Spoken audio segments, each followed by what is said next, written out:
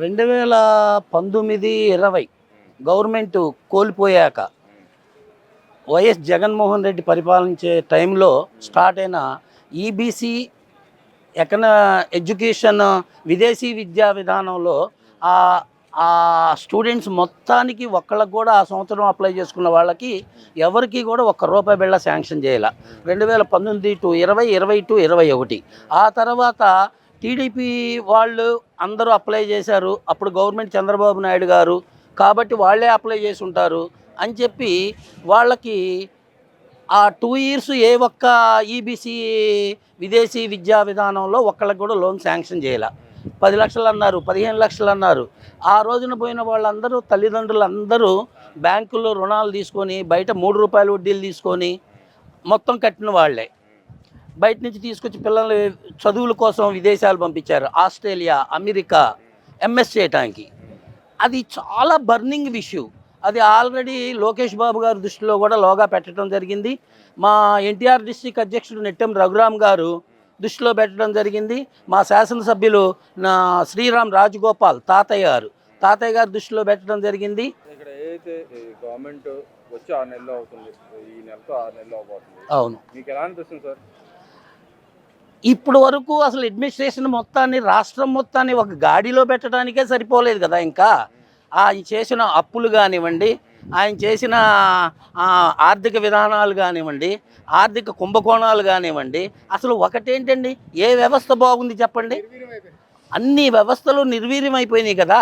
దాన్ని గాడిలో పెట్టడానికే 6 నెలలు కాదు, ఇంకా 6 నెలలు పెట్టినా ఆశ్చర్యం లేదు. కాకపోతే ఏంటంటే ఈ విదేశీ విద్యా యోచన పథకం కింద ఈబీసీ ఎడ్యుకేషన్ లోన్స్ మాత్రం అండి అల్లాడిపోతున్నారు. ఆస్ట్రేలియాలో పిల్లలు, అమెరికాలో పిల్లలు, తల్లిదండ్రులు ఇక్కడ అప్పులు చేసి పిల్లలను పంపించి ఆ 2 సంవత్సరాలు ఇవ్వకుండా ఆ తర్వాత అచ్చం వాళ్ళ వైసీపీ బ్యాచ్కే లోన్ శాంక్షన్ చేసుకొని ఇవ్వటం జరిగింది. అర్హులైనా కూడా ఆ 2 సంవత్సరాలు అంతా టీడీపీ వాళ్ళు అని చెప్పి ఇవ్వాల. కానీ ఇక్కడ గతంలో ఆయన చెప్పాడు, నేను ఎవరికైనా సంక్షేమ పథకంలో రాజకీయ మతాలకు అతీతంగా ఇస్తా అన్నాడు.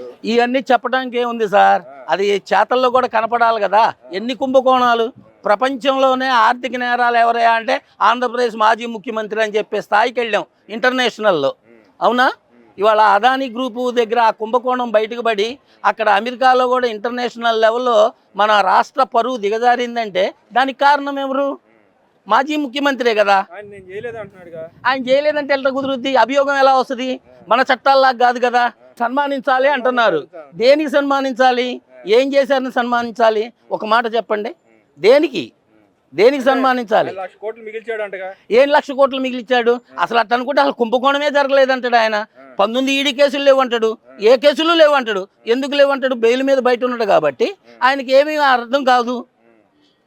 ఇప్పుడు ఆయన బెయిలు అవన్నీ మూవ్ అయితే కదా కేసులు ఏంటి అనేది తెలిసేది.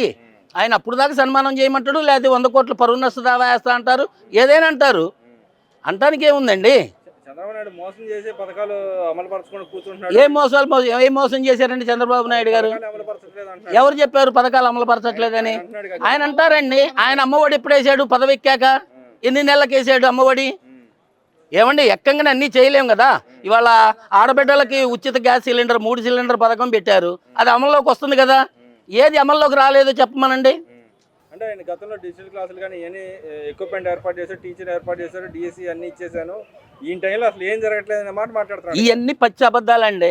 రంకు నేర్చినమ్మ బొంకు నేరదా అని ఏమంటే చెప్పడానికి ఏముంది? ఏదైనా చెప్పొచ్చు. చేసేవాడి విజన్ వేరుంటుంది. ఆ విజన్ అంటే చంద్రబాబు నాయుడు అంటే విజను, లోకేష్ బాబు అంటే విజను. గతంలో ఏదైతే 12 లక్షల కోట్లు అని చెప్పారు, మళ్ళీ అసెంబ్లీలో చెప్పింది 6 లక్షల కోట్లే. అంత తక్కువ ఉంటే నా మీద అబండాలేసి అన్యాయంగా అక్రమంగా అధికారంలోకి వచ్చారని మొత్తం శ్వేతపత్రం రిలీజ్ చేస్తారు సార్ మా ముఖ్యమంత్రి గారు. ఆయన విజన్ ఉన్న నాయకుడు. ఏమండి, 2040 గురించి వాళ్ళు ఆలోచిస్తున్నారు. 2020 గురించి ఏ రోజునో ఆలోచించారు హైదరాబాద్లో ఉమ్మడి రాష్ట్రంలో ఉన్నప్పుడు. ఇప్పుడు యాక్చువల్గా ఈ గవర్నమెంట్ వచ్చిన తర్వాత విద్యుత్ ఛార్జీలు పెరిగినాయండి? ఎక్కడ పెరిగినాయండి? ఈ ఉన్నాయి మొత్తం సరి చేసుకుంటూ వస్తున్నారు, ఇంకా తగ్గించడానికే ప్రయత్నిస్తున్నారు కదా. సరే, అదేవిధంగా చూస్తే ఆయన రేపు జనవరి నుంచి ప్రజల్లోకి వస్తాడంట. దేని బేస్ చేసుకుని వస్తాడని అనుకుంటున్నారు మీరు? అసలు ఏముంది బేస్ చేసుకుని రావడానికి? అయ్యా ఇప్పుడు ఇంటర్నేషనల్లో ఆంధ్రప్రదేశ్ పరువు తీసానని వస్తారా? దేని మీద వస్తారు? ఇప్పుడు మనం ఏది చేయలేదు, ఏమీ జరగలేదంటే ఒక అర్థం ఉండాలి కదా. ఆ అర్థం ఎక్కడుంది?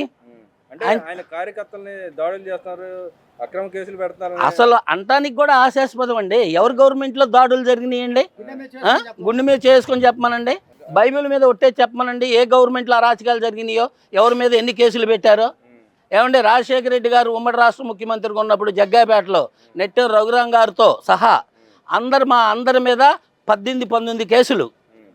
ఏమంటే 210 రోజులు జైలు చేసాం మేము.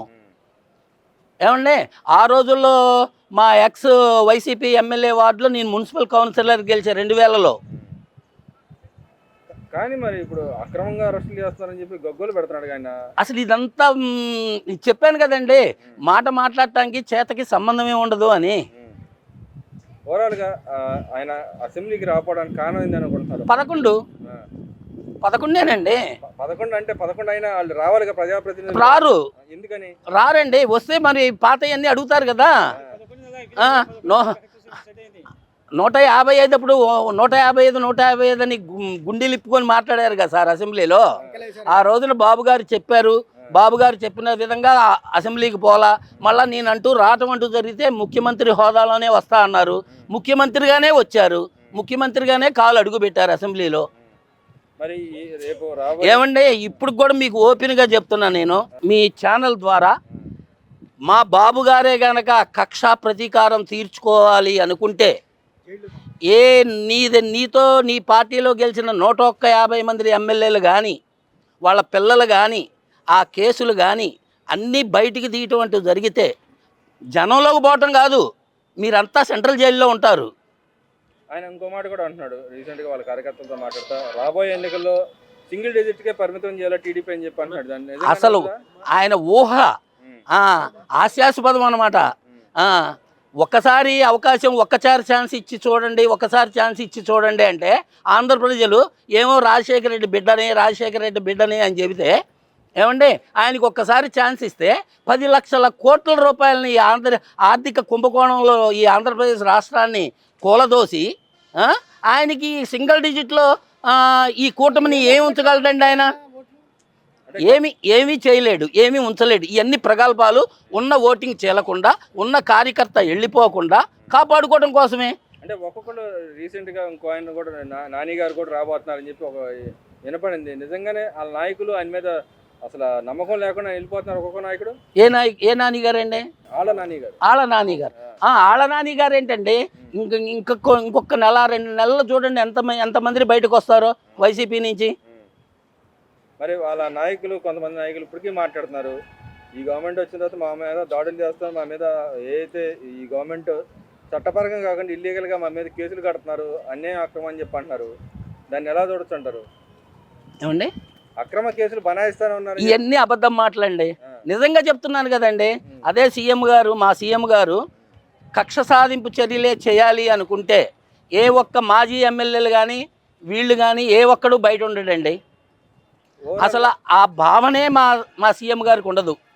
ఓవరాల్గా ఈ 6 నెలలు ఈ గవర్నమెంట్ వచ్చిన తర్వాత ఏ మార్పులు జరిగినాయి అనుకుంటున్నాను మీరు? 100% ప్రభుత్వ చట్టాలన్నింటినీ ఒక దారిలో పెట్టడానికి సరిపోయింది కదండి వ్యవస్థ మొత్తాన్ని. అదేవిధంగా చూస్తే అమరావతికి సంబంధించింది ఒక పక్కన రాజధాని నిర్మాణానికి పనులు జరగబోతున్నాయి.